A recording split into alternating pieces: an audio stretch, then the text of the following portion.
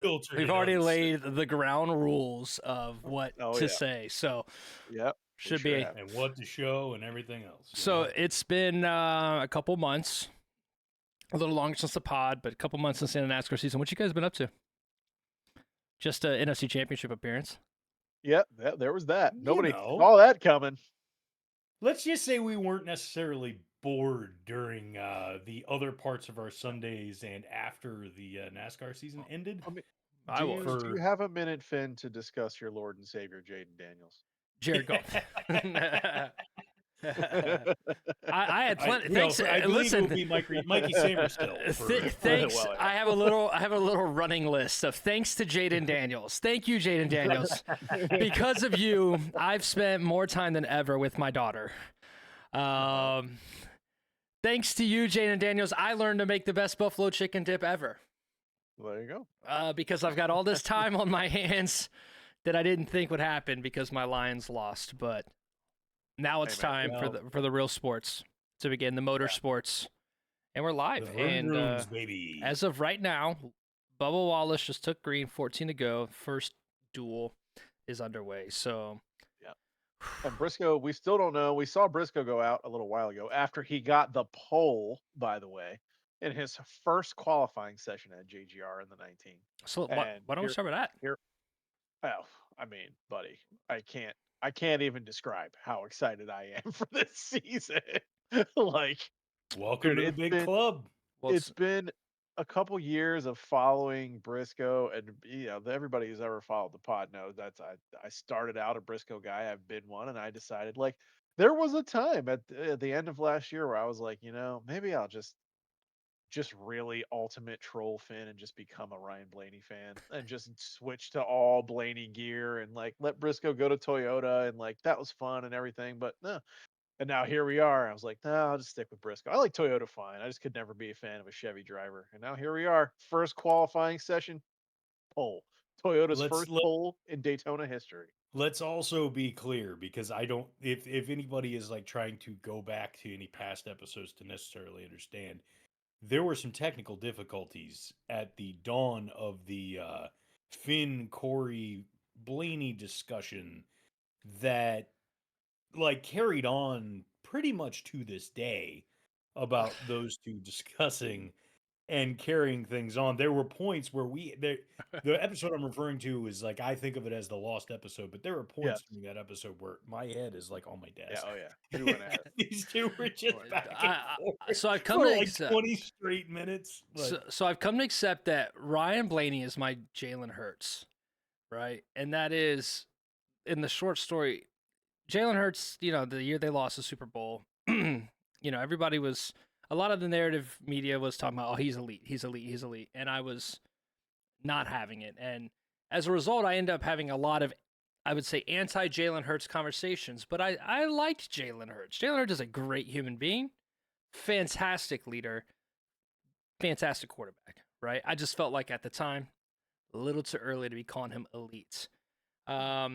And then, of course, Jalen Hurts has gone on and won Super Bowl MVP this past weekend. And it was like, oh, great. So now, when they choked last year, the division away, I was like on a high. And then now all the haters are coming back into my DM. So now it's like Ryan Blaney was the same thing, in which Corey was kind of new to the sport, still developing his takes and learning it.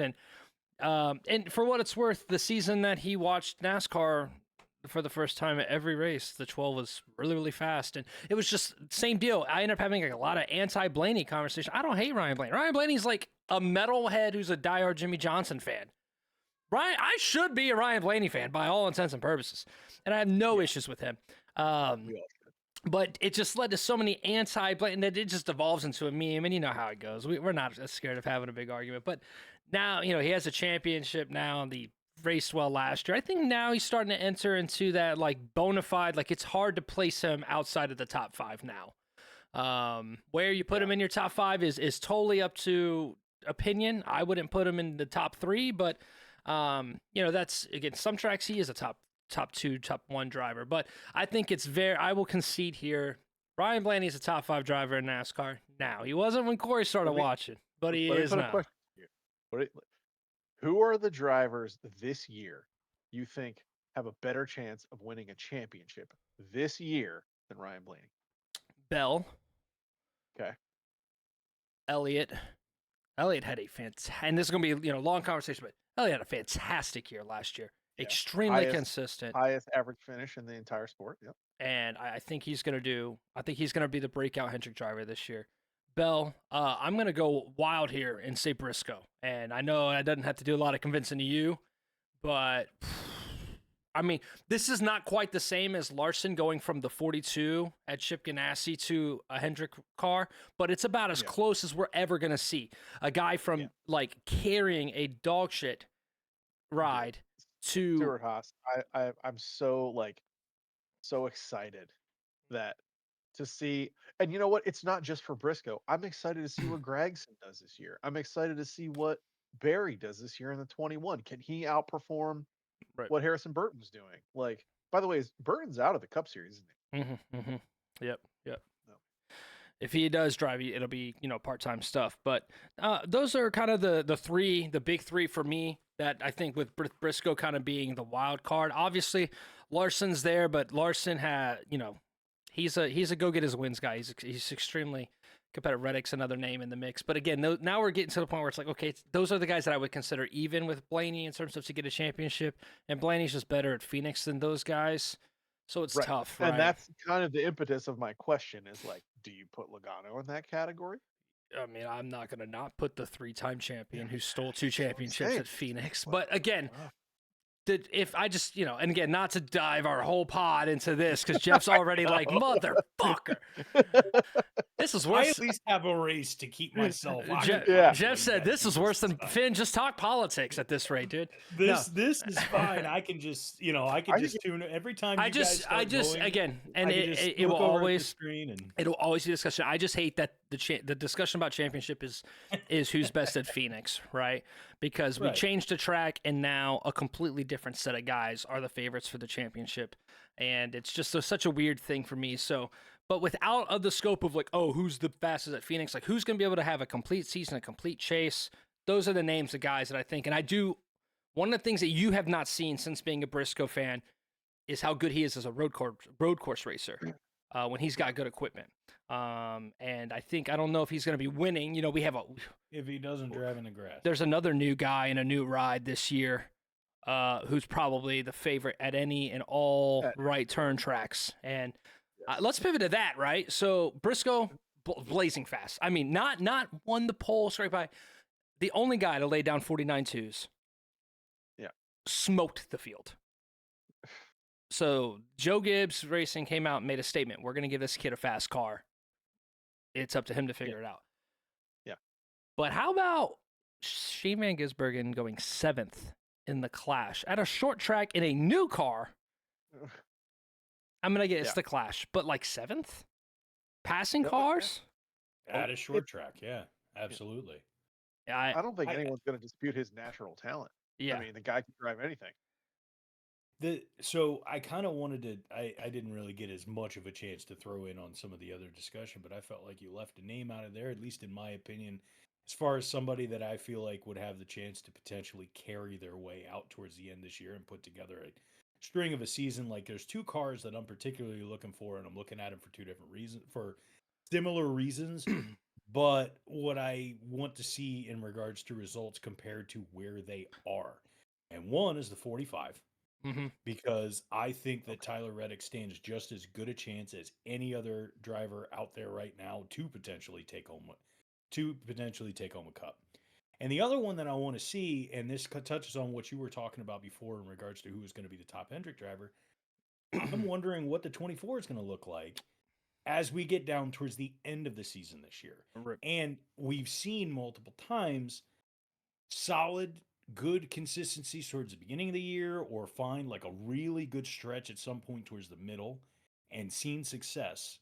And then as we get down towards the end, it kind of starts to fade a little bit.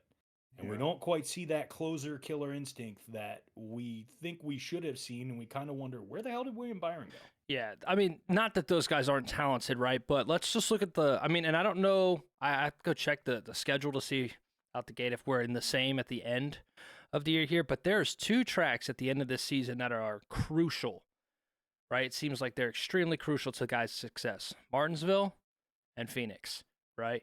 Briscoe, great at Martinsville and Phoenix. Blaney, Yeah. great at Martinsville and Phoenix. Bell, great at Martinsville and Phoenix. And that's the thing The where 19 team in general also strong. in right. Both of those tracks. So Yeah. that is where I think Reddick needs to improve. Homestead, I mean, shoe the guy in for a top 3, right? Any Vegas, he's going to be a guy that can contend. But that's the tough. But yeah, I absolutely agree. Both of those names are competitive guys. All right, we're 2 laps to go here in this first duel, right? And who's leading? I look over there 3 wide, and it's like, oh, okay. Well, we Let's got go 23. okay. 23XI is up here. Reddick's up here leading with him. And how about Reddick just pushed Bubba straight up to the front and then took his own car with him. We were watching Dylan take the lead, hold on to the front, was in great shape, and Tyler Reddick said absolutely not, and shoved the 23 up into the front, who then now, basically found Reddick, his own oh lane my on God, the inside. stop doing that. That was a nasty block. maybe I'm a little bit behind. I'm still watching Reddick. Oh no, that's not Reddick. That's Ty Dillon. Is that Yeah, Dylan? Ty That's Dillon Ty was up in the Dillon. front. Oh man, Yeah. I was literally just about to shout him out. They were super fast in qualifying in the 10 car, right? Like we're not out here Yeah. too fast. So here goes. I mean, for all intents and purposes, here Bubba is coming Are we down. gonna get a 23XI Oh one too? man, 43 Come on, almost Tyler. lost it. Oh, wow. So It's between Reddick and Byron for the second place. Coming to the checkered.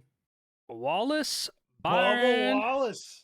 Ty Dillon, Bubba Chastain, and Wallace. Reddick, and Allgaier, and the Junior Motorsports 40. That thing is a gorgeous car, by the way. Let's go. If they can find a way to get that thing die casted out, they're gonna make a lot of money. It's gonna be a lot of money. Larson has got his own trailer at the tracks now.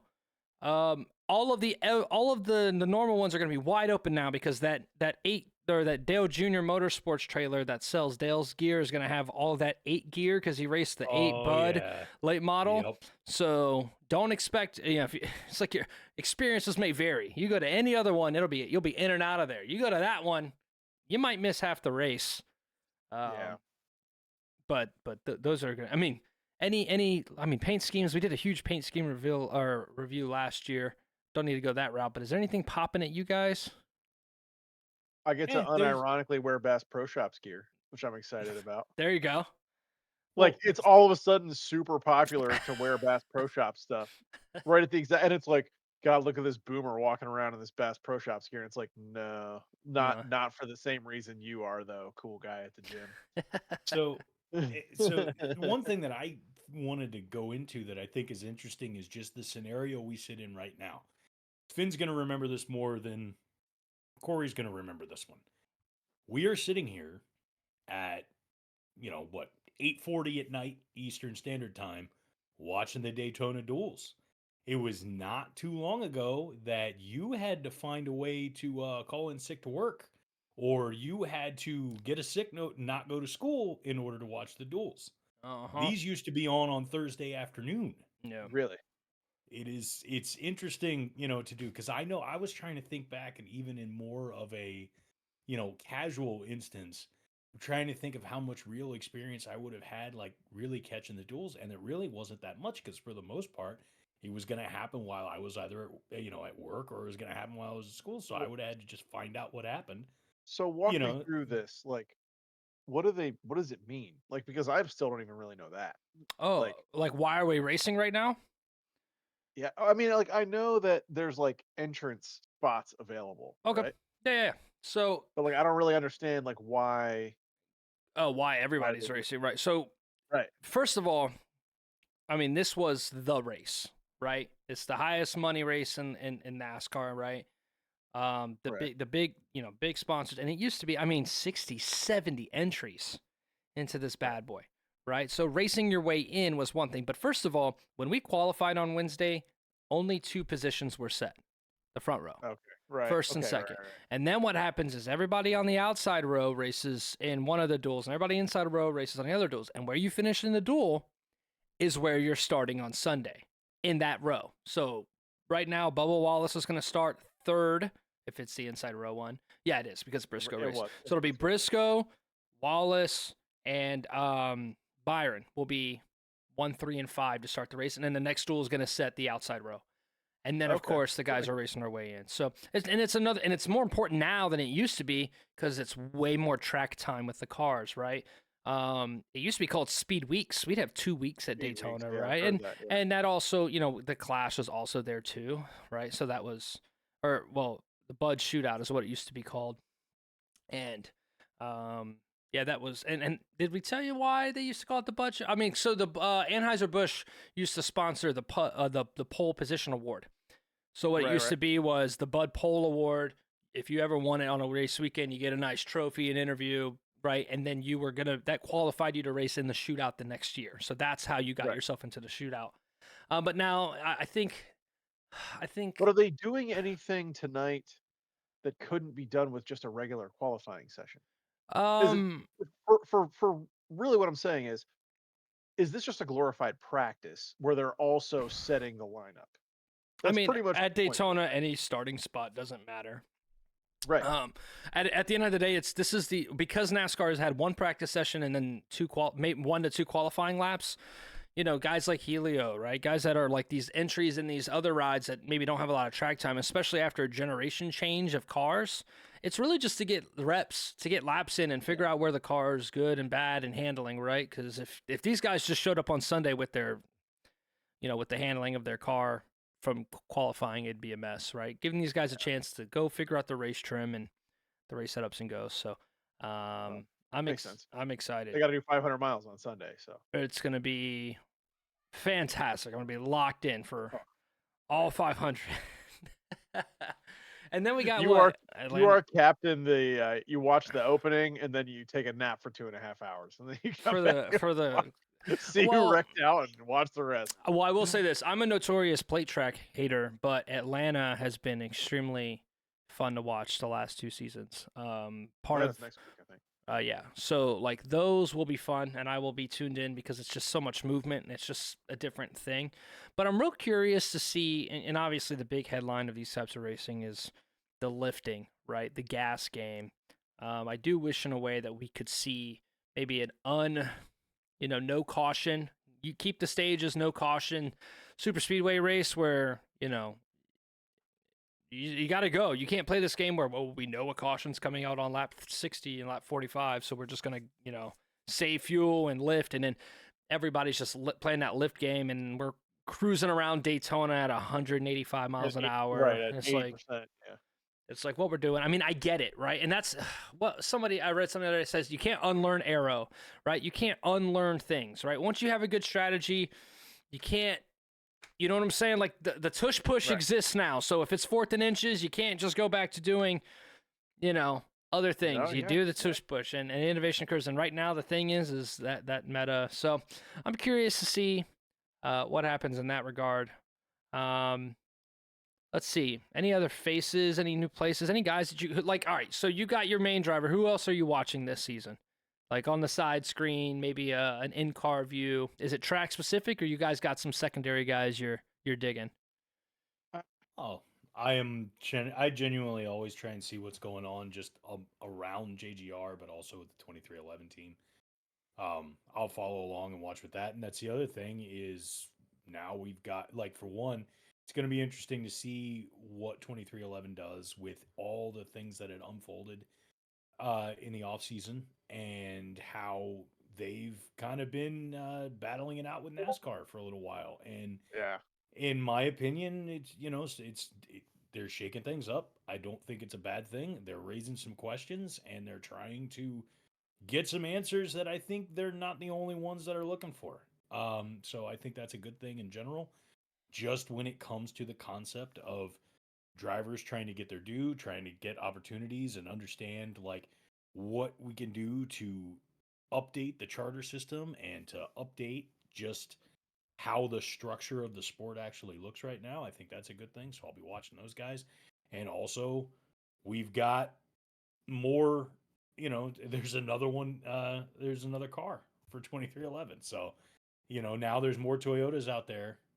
Yep. Primarily that are going to actually get with each other on some of these long tracks, like the Talladegas and the Daytonas of the world, and have an opportunity to, try and compete a little bit more with the Chevys and the Fords. The first guy that comes to mind for me is Priest. with his move to RFK getting a third car. I think it's a rental charter. I don't think they actually have the full charter, but so Priest is running in this number 60. And I think he'll be a good bellwether kind of for where RFK is. They've had speed. They've been a two-car team for Ford.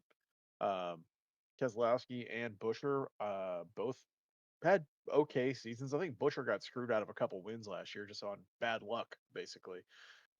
So I mean, he was really, you could make the argument he was a 3-win driver last year who just kind of lost a race by a thousandth of a second here and 2 thousandths of a second there, and it just wasn't his year. But I think having Priest come in, you're getting a guy who, much like Briscoe, was kind of a victim of Stuart Haas just not having any juice the last couple of years, forgetting to put all the cylinders in the damn car. So putting him in RFK where they seem to have some fast cars and some decent engineering, and always have cool paint schemes, which is fun too. And I still will. Briscoe moving to Toyota, I'll pay a little more attention to the Toyotas, but I'll still be the one who's watching to see what the Fords are doing as well. And I think Priest, to me, it's the former Stuart Haas guys. It's Priest, it's Barry. Mhm. See if that 21 can find anything, with like glorified Penske car with actually having a real driver in it this year. Maybe they're gonna find some ways to get some things done, but they kind of stumbled into a win last year. I think Burton won the second Daytona race last year, Mhm. the Daytona Fall race. So, and ended up making the playoffs, And he but won the Daytona night race. yeah, and then just out of pure luck ends up in the playoffs. So we'll see. But yeah, I would say Priest, Gregson, and Barry are the Yeah. three guys that I'll kind of be seeing what they want to do. Yeah, it's partial, and it's a good way to kind of just. They're all great storylines, right? Like, I love that the four is still in the sport, right? Even though it's with the different team, but they kept the font and they kept the feel, and I think Noah's had a good redemption arc and he's raced well. Barry looked good at the Clash. They're pretty fast now. Again, the 21s won this race, or won a Daytona race recently, so of course they're expected to be quick. But I think that's going to be an interesting edge because of his short track ability. And I could see the 21 absolutely winning a race this year. My eyes are going to be on the 88 is slowly becoming one of my just guilty pleasures of just watching an elite driver come into our sport and just be willing to learn. This isn't a guy doing a one shot like, again, no disrespect to like Kamui, because we watched the Rolex 24 hours. And is it Kamui? Kamui? I don't know how to pronounce his name. I always say Kamui. Kobayashi, right? Yeah. And like he's like a pleasure to watch in his style of car. Like the lights go off and it's nighttime racing and nobody's faster than him. And it's cool to see that somebody, but he comes over and he races in a one-off and it's just like he's not going to be competitive. But to watch Shane come over to our cars and just put in the work and grind and be quick, that'll be fun. And of course, Red Bull being back in the sport, fantastic. That's so sick. Even if it's just for the sponsors with him and Connor. And Connor's gonna be a great watch down there at the Xfinity level, right?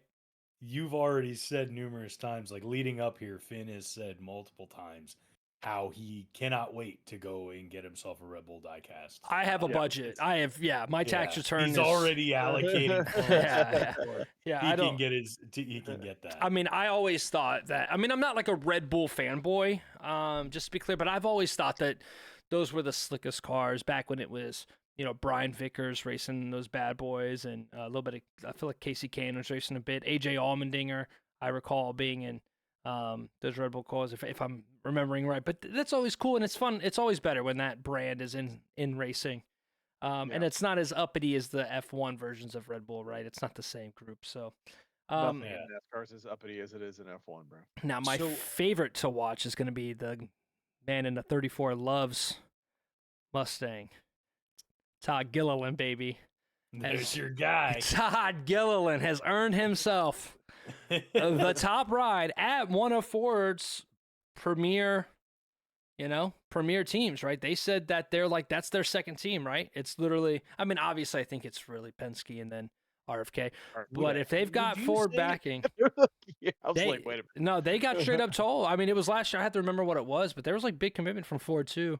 well, They only have Finn, three. would they you only say at really this have- point, with the way that the last year and a half, like I'd say season wise would go, is Gilliland to you what Blaney is to Corey? No, because I don't think Killen's a top 5 driver. Well, Top 5 okay, tallest drivers. I'm saying from a personal standpoint because it's gotten to a point like over the last about Gillen's season and a good, half, dude. we've been in the like we'll be in the middle of watching races and stuff, and we're going and Finn is like, look at Todd, Todd's going. I'm watching Dude. a Gilliland car when he's the 38's moving. Dude, Todd Gilliland is what Corey LaJoy thinks he is. like, Ah, I not to throw shade at Corey LaJoy, but just I mean, dude, he threw a little nose shade at Corey. down, drives good at a lot of types of tracks. And it just feels like he's just slowly working his way up. So I really hope that ride has come with like that backing that McDowell had. And I think Gilliland might be a dark horse to really kind of push the edge and maybe steal a. If there's going to be a guy who's going to steal a race this year, Gilliland. So, with Stuart Haas gone now, right? Right. You really only have 3 Ford teams. Yeah. Am I missing someone? You have Penske, RFK, and Front Row. Wood Brothers counts as Penske. Wood Brothers, yes, that's only one car, and that's basically that's the I think are the fourth Rick Ware cars for it? I think they are.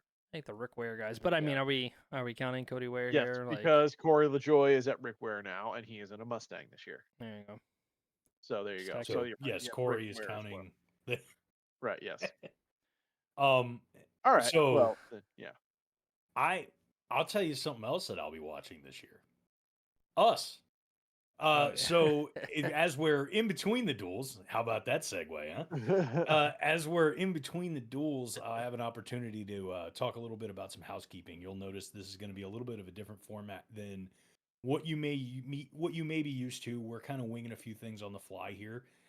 And that's going to be a little more common as we're going on. Now, in the past, we've fiddled with some different formats and we've changed some things around, and we've always kind of tried to outline some stuff and structure things a little bit and kind of do it ahead of time for a lot of the stuff that we're going to record and put things together. And one of the things we want to try this year is to go with a more live format.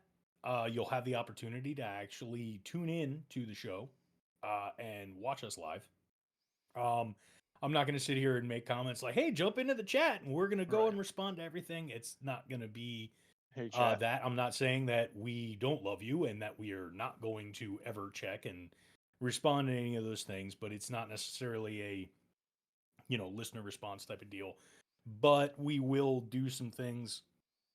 Excuse me, sorry, just ate dinner. We will do some things where we will engage and we will run some different streams and stuff like that where we'll either do some streams of the new NASCAR game when it comes out. We'll end up bringing some iRacing into play, and here and there we might jump in and watch a classic race or do something like that, and everybody's more than welcome to tune in and we'll chat it up here. Just keep in mind, like when we're doing episodes and stuff, we're mostly going to keep it focused on our initial topics so we can try and keep the episodes from running 2-3 hours long. That's not really where we want to go with that. We want to keep our initial, we do want to kind of keep our initial mission of like getting in and talking about the week's events for NASCAR and talking about everything that's going on around the sport and everything else, and then have everything else kind of sprinkled over top of that with some other things. So you'll notice good things are coming this year. You are going to have the opportunity to watch the show live, and when we stream, we will make sure all of those videos go back up in the same way that we used to put our episodes up before. So that's the housekeeping that's coming up. That's going to be something that's different. We hope everybody likes it. And please, if you're watching give this, us feedback. please subscribe to the YouTube so that we can Yes. stream directly to the YouTube. That would be like super, super great. Yeah. I am actually logging in Twitch now. There's so 4. that I can, yeah, there's a couple viewers. If anyone's out there watching, listening, I will track the chat. We'll hang out in the chat as well if you want to, drop us a line in there. We'll check in on it from time to time. And it's not often that we're going to get to actually do one of these while the cars are on the track. Yes. for the live race that week. So this is kind of a fun one to be able to, like Jeff said earlier, just kind of look over and hey, well, what's This going is a on? good way to kick it off. That's the For sure. we were trying to figure out like how do we want to start this year? How do we want to go through? And when the opportunity came up, we are like, guys, we could just jump on right in the middle of the duels and have live things going. So we could do a podcast and interrupt ourselves continuously throughout the whole time. Right. And that's going to be fun. So Yeah, I In the think. interest of, oh, sorry, Mark, go ahead. Oh no, you're fine. I think it was just about the stresses of editing long form content. And once we've done this for almost over 2 seasons together, we're familiar with how to keep shows flowing. It's a lot easier to allow those things to go naturally. Again, like Jeff said, we're not here to like expect a chat. You're going to set yourself up for failure if you go live on a podcast with no followers on a Twitch account and go, well, we're taking questions from the chat as we get the right, as there's the first follow, which I'm sure is probably Tom. Maybe, I don't know. But shout out you. All right, if this ever gets big, ZZ SZ Aben ZZ, you're the one, numero uno.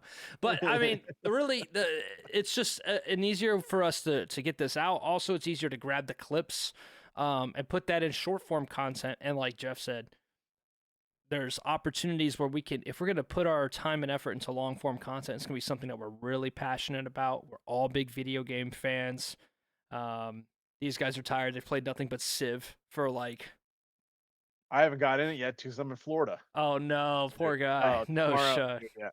Tomorrow night I'm torn between first night of Civ and driving to Richmond to go see Bill Murray. So gotta go see Bill Murray. It's- Civ can wait, dude. But the NASCAR game dropped by iRacing is coming out this year in July, and we are fully expecting to have, finding ways to integrate iRacing into the podcast. Again, not in like extreme long form, but also when that game drops, whether that be us all racing together and experiencing those things, doing those things live, videos where we're all, little challenge races and just getting into it. And then obviously we're at the mercy of what the game provides for us from content community wise, but I trust iRacing. I don't know. A lot of people don't trust video game companies, and they're always expecting a quick buck or something. They don't. I am so excited because this is the first time I think I've ever seen a game that has genuinely no incentive to create a microtransaction based multiplayer game. The key to this is they didn't need to do this. Right. They were doing just fine. Right. Staying in their lane and having racing needed this more than they needed that. That's did not need this at all. Right. At all. Right. So it's like, yeah, is there a profit incentive for them to make the game? Yeah, of course there is, but it's not. They didn't need to do this. They're making so much money on iRacing that it's just insane. And giving subscription based video game. Like, come on.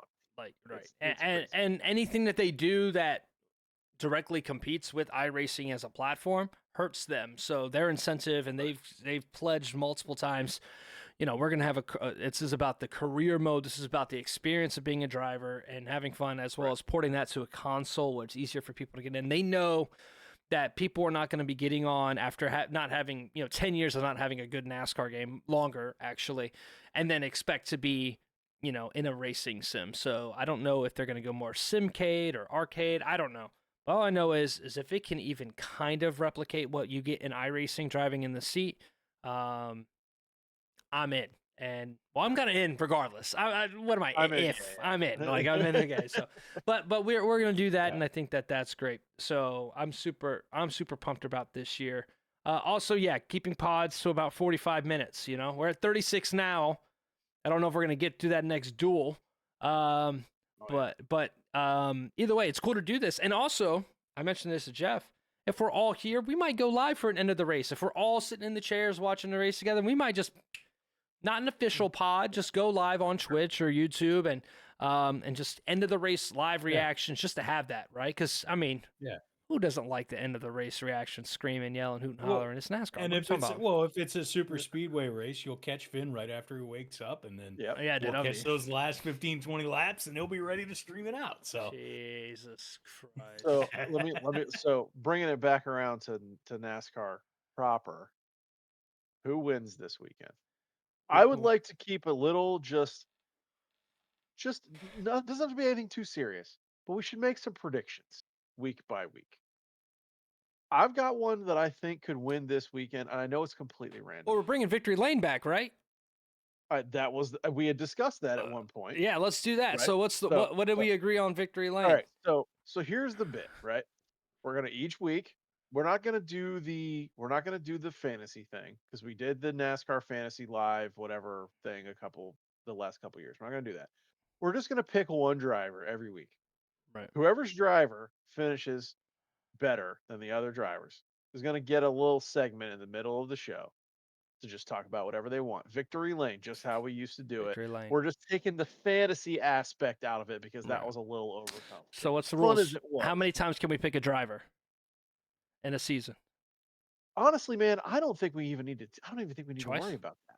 I don't think we need to worry about Come that. on, What are you because just gonna pick Larson every single week? Yeah, I want to pick Todd Gilliland and have a chance. But we're like Todd Gilliland, you're like Ryan Blaney, and I was like, fuck, dude. I mean, we can track it if you want. I don't. I mean, that couldn't be that hard. It would just be a matter of I can make a little spreadsheet and keep it out there. So let's do that. But I'll At least tell keep you, a track on who gets like where we are by the end of the season. sure. Because the other thing that I think the other more important part is when we do this, I figure what is your open talking frame is what you get a minute. You Yeah. get a I minute mean, to we're not. start the I don't think we clock. need.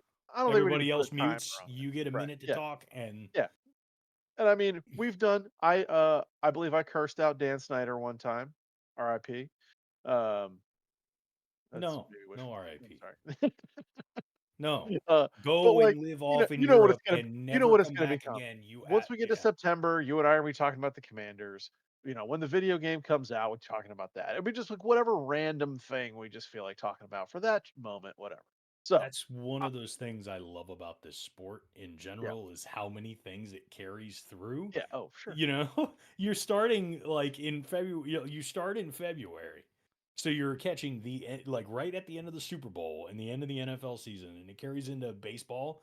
It carries in through the NHL and the NBA playoffs. It carries through the whole MLB and MLS Yep. season, and then finishes all the way through there, and then ends by the time you get to the next football and hockey and Yep. basketball Oh, season. yeah. I was sitting talking to my mom. We were watching the Super Bowl last weekend, and she was like, "So next week's Daytona," and I'm like, "Yep." And then sure enough, she's like, "Well, wasn't the championship in like November?" And I was like, "Yeah, mom." She's like, "Holy crap, it's like a 10-month season." Yes. It's like, "Yeah, that's why it's great. We love it." But I'm gonna call my shot. I got KFB this week. I've got Kyle F. and Busch to go out and win the Daytona 500. I mean, he's good at these I tracks, man. He's I good. don't think he's never won a 500, has he? I don't think Kyle Busch has I, a 500 no, window, but I mean, he's he's never always won. been really, really Yeah, good at this style of yeah, racing, and yeah. I'm there. gonna take Kyle Busch. He didn't win a single race last year. Didn't make Uh, the playoffs. So, talk about due theory. Yeah. Kyle Busch is due for a win, abs- and to get his first 500, that's mine. I'll take Kyle Busch this week. all right, what you got there, Jeff Fafa? Well, I mean, I know who I want to pick. I know who I want to get. Get Number this on a notepad, I Doc. know, By the way, come I on, know just who pick I him. Let it be his Well, fourth. want. I'm aware of that part, but Daytona's gonna Daytona, and I think things are gonna get squirrely and things are gonna get real interesting. And this, as has happened in the past, we're gonna run into some situations where somebody who wasn't in, nor were they supposed to win, nor were they supposed to be in the front, is going to end up in the front at the end after something crazy goes on towards the end of this race. So I'm going to take an interesting flyer and just got a feeling. I think that out of nowhere, in a new car, not even racing full time, Martin Truex is going to mess around and find a way to get himself out towards the front. Wow, Truex. Yeah. Jr. I mean, he's wins? got friends. Okay. Yeah. He's got friends. It won't be a He's lack got of. friends in all places. It won't be a lack of drafting partner for sure. Does he quickly go full time after that point since he's guaranteed a playoff? That makes you wonder, right? Just completely Yeah. throw everything out there. But no, Caution to the wind. that's mine out there is all it just, Martin Truex out of nowhere is going to come in and take a 500. Gotcha. Well, he doesn't get the 19 back, so. I'm gonna go Ryan. No, I'm just kidding. Again, I think this is a track where you've got to be able to keep it together. You got to have friends, and you got to be able to get to this end of the race. And I'm gonna go with my guy, Mr. Bowman. Todd Gilliland. No, Alex Bowman. Okay. Very close to winning this race last year. 48 tends to be pretty quick at these style of tracks. But he just doesn't have that like finishing gene. I feel like the last couple times he's been up there. Now you remember that time with Atlanta? I was screaming at him, get aggressive, but he's up there fighting and competing. So I'm gonna go with my guy because there's not a lot of tracks where I can confidently pick Bowman over other people. Maybe Coda, but again, it takes forever before we have like a full 1.5 mile race. But I want to talk about two things. I got us written down by the way. So we got Kyle fucking Busch, Truex, Alex Bowman as our picks. Victory Lane's going to be sweet. I can't wait to talk about my buffalo chicken dip next week. When I win. Nobody chose John Hunter Nemechek. What? All right, but here's the thing. One, Casey Kane is returning to NASCAR this year, and that is going to be at the Xfinity race at Rockingham. Rockingham is returning this year. So we didn't cover that. Yeah, what year is it? Right. Worst track in iRacing. Worst track. Casey driving a Dodge? Full Like, is stop. all of this gonna? Worst track in iRacing. Rockingham is a NASCAR staple. It's about 40 minutes from the house. I'll be there. It's so sick. So super excited for that. And Casey Kane being back in NASCAR is great. I don't know if Rockingham is the style of track for him, but Casey Kane was the Larson Reddick guy before them, and he's so sick to watch. But this is something I've been watching NASCAR coverage. I haven't seen it get mentioned one time. And this is like a huge thing. All right, the NBA did it, and it's been massively successful. And we're going to have, do you guys remember what's going on? The 32-car in-season tournament, $1 billion. There'll be the bracket that gets set, and what happens is every driver will be pinned against another driver, and finish higher, move on to the next style of bracket. And that is going to be incredible to watch because now we're talking about complete wild cards, right? And the tracks are excellent. It's right in the middle of this. One of the tracks is Mexico City. Right. Where like Shane Van Gisbergen. No one's ever raced there before. Dude. Yeah, you don't want to come over. Dude. I looked at the tracks. It starts at Charlotte on the Memorial Day weekend, and it's the 5 weeks after that. Dude, and it's just like, dude, that race on that Monday is going to be so sick. I can't wait to watch that race on my TV. Race on Monday. By the way, haven't mentioned it.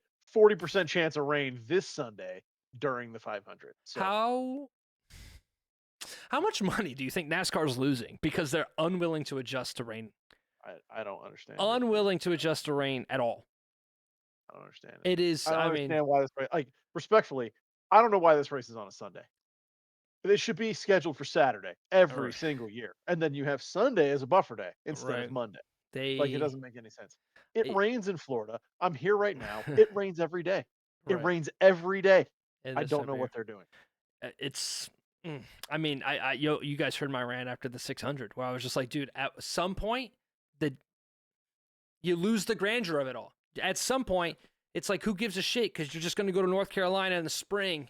And it's just going to keep fucking raining on your like Crown Jewel. We're talking about 2 Crown Jewel races that are constantly occurring on Mondays, right? What's the other Crown Jewel races? Darlington? Nobody can fucking pass. Though Darlington's been. Well, Chase Briscoe.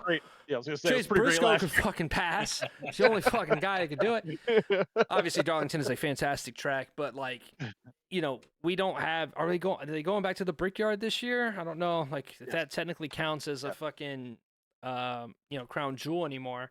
So, but Crown Jewel in my heart.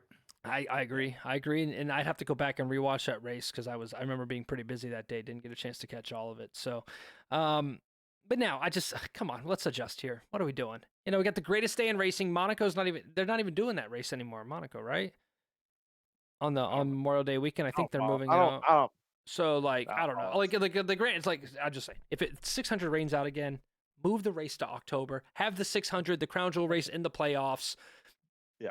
Run the Roval, because guess what the Roval can run in? The fucking rain. It'd be No, they fantastic. can't. Yes, they can. They got rain No, they tires to the Roval. Yes, they can. Dude, running on the oval, like The they at that Roval. high of a speed. Roval. Okay, hold on. But they're I'm not getting being- up. They're not getting that fast though. They Half the track is an oval. dude, they ran the Roval in a pour out in the Xfinity. Yeah. You Really? can, I yeah, didn't know that. yeah. You can run the Roval. I would have assumed they couldn't do that one in the rain. So That's weird. no, that one. By the way, hey, going back a second, I just noticed something, Jeff.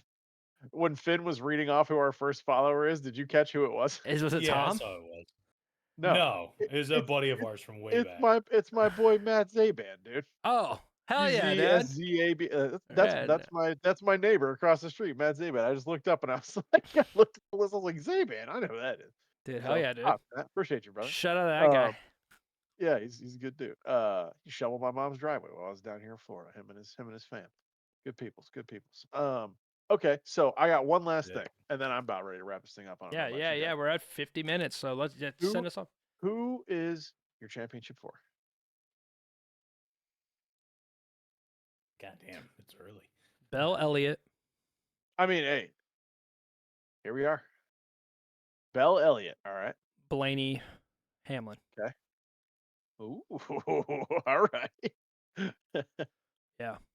Bell Elliott, Blaney, Okay. Hamlin. I don't see signs of him Jeffrey? slowing just yet. No. Mine's gonna be Elliott, Hamlin, Reddick. And for that last one, it makes it tough. But Right. Just a lot of names. A lot of guys have to get right at the hot time. Hot at the right yeah, time.